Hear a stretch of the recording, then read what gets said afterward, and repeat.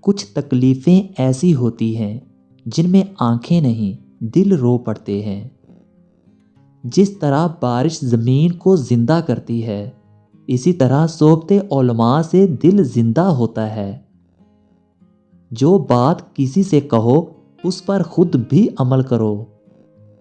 دوستوں کا امتحان فائدہ اور نقصان دونوں حالتوں میں کرو۔ ہر شخص کو اس کے ہنر و جوہر کے مطابق جگہ دینی چاہیے۔ کمینوں کے مقابلے میں خاموش رہا کرو۔ جاہل لوگوں سے کم ملو ورنہ وہ تجھے بھی جاہل بنا دیں گے۔ پہلے لوگ شادیاں نہیں خوشیاں کرتے تھے، اب لوگ شادیاں نہیں ایگریمنٹ کرتے ہیں۔